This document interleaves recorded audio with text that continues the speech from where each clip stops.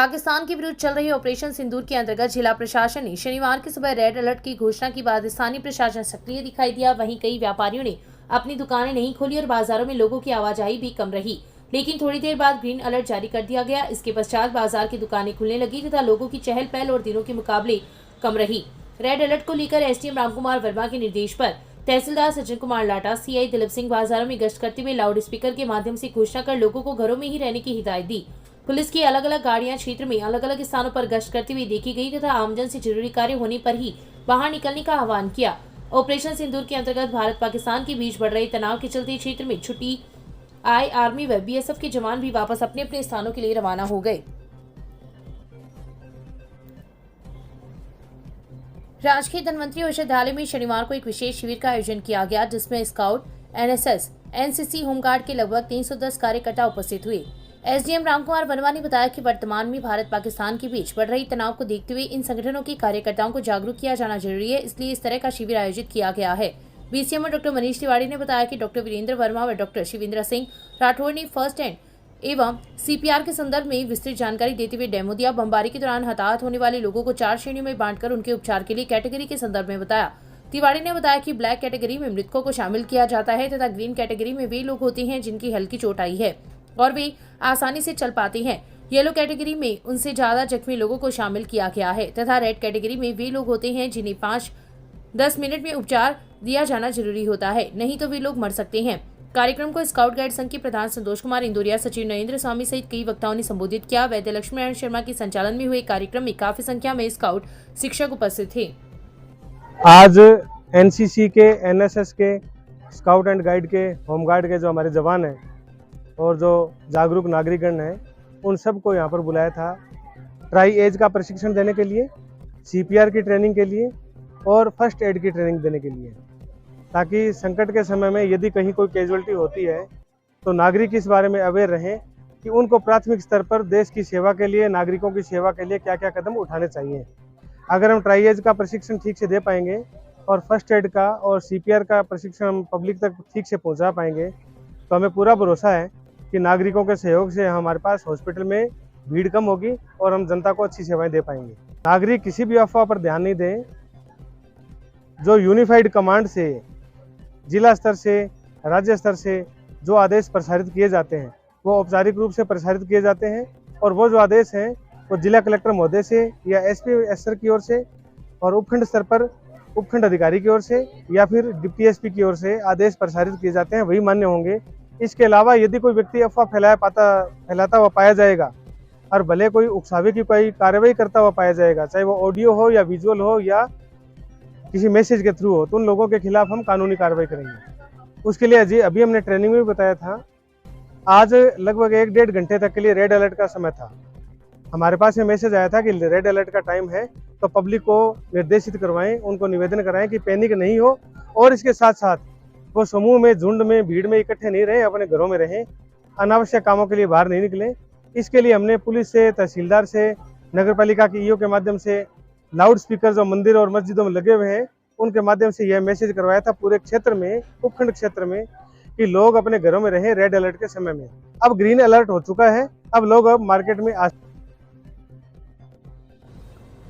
ग्रामीण किसान छात्रावास में किसान नेता चौधरी कुंभाराम आर्य के जन्मदिन पर शनिवार को कार्यक्रम का आयोजन हुआ। इस दौरान छात्रावास परिसर में स्थित चौधरी कुंभाराम आर्य की प्रतिमा पर माल्यार्पण कर उन्हें नमन किया गया। इस अवसर पर छात्रावास अध्यक्ष सुल्तान सिंह भीचर ने कहा कि सदियों से पीड़ित, प्रताड़ित, अनपढ़, गरीब व किसान वर्ग के युगों युगों की गहरी नींद से जगाना, संगठित करना, राज के शोषण एवं जागीरदारों के उत्पीड़न के विरुद्ध लामबंद करना एक दुष्कर कार्य था।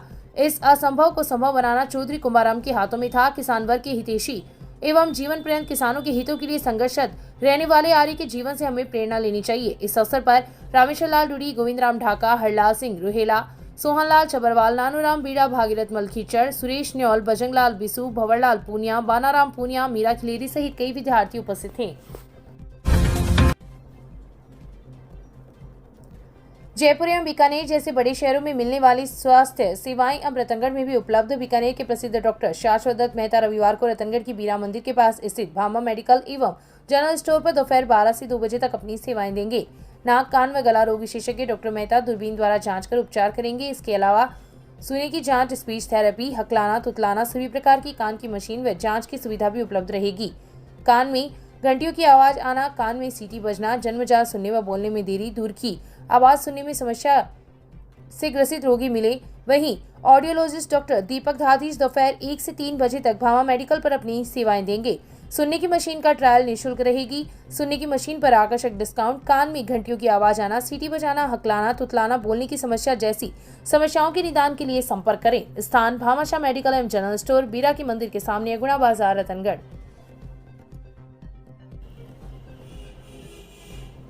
एक ही बाइक पर सवार 3 युवकों को शुक्रवार की देर रात लूजफाटा के पास कैंपर ने टक्कर मार दी। घायलों को टॉल एम्बुलेंस से जिला अस्पताल में भर्ती करवाया गया, जहां पर 2 युवकों की गंभीर चोट आने पर उन्हें प्राथमिक उपचार के बाद हायर सेंटर रेफर कर दिया।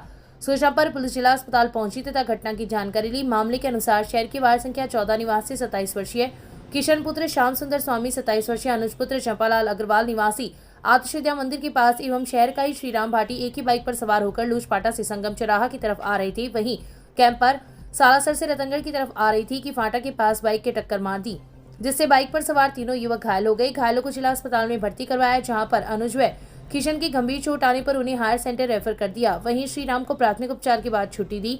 घटना को लेकर पुलिस में अभी तक किसी भी प्रकार का मामला दर्ज नहीं हुआ है।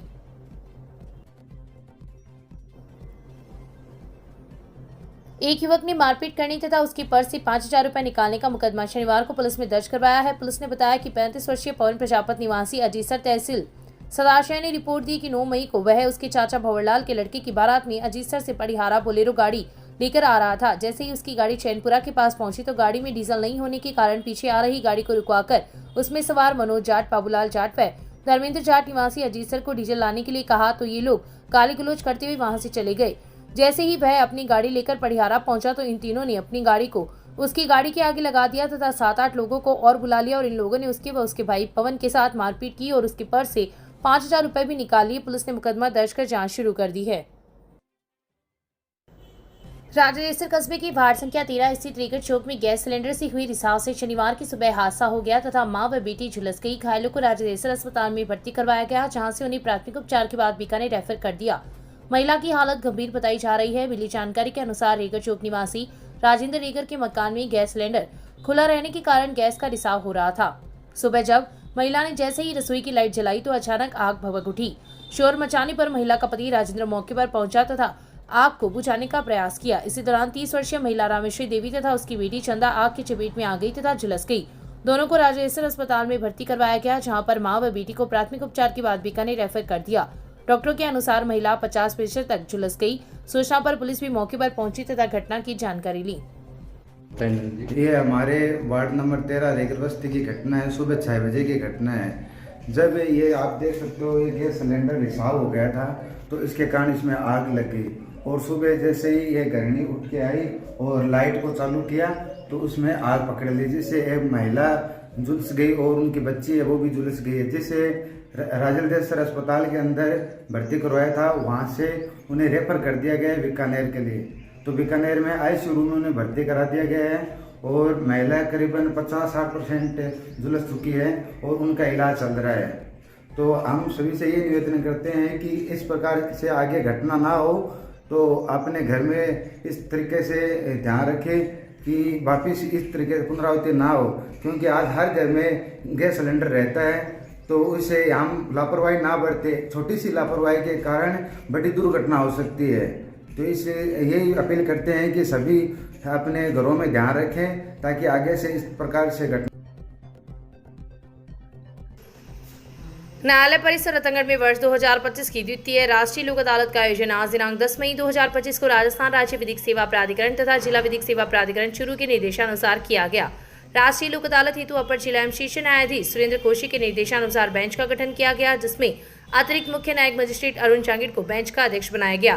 तालुका सदस्य संतोष कुमार इंदौरिया व अधिवक्ता प्रमोद इंदौरिया बेंच के सदस्य रहे। बेंच के समक्ष प्री लिटिगेशन में 8,68,438 रुपए की धन वसूली हुई और अन्य प्रकरणों में एमएसटी में 21,22,000 रुपए, धारा 138 एनआई एक्ट में 6,70,000 रुपए की धन वसूली हुई। NI Act case up to 10 lakh के 14 प्रकरण में 5 साल पुराने 9 प्रकरणों, 10 साल पुराने 1 प्रकरण, वैवाहिक विवाद, तलाक, को छोड़कर 11 प्रकरण राजीनामा योग्य फौजदारी, 51 प्रकरण भरण पोषण 9, अन्य सिविल मामले 13, एडीजे कोर्ट रतनगढ़ में 26 लंबित प्रकरण तथा एसीजीएम कोर्ट रतनगढ़ में 82 लंबित प्रकरणों में पी लिटिगेशन के 11 प्रकरणों का निस्तारण हुआ। प्रकरणों के निस्तारण में अधिवक्तागण एवं न्यायिक कर्मचारियों का महत्वपूर्ण योगदान रहा।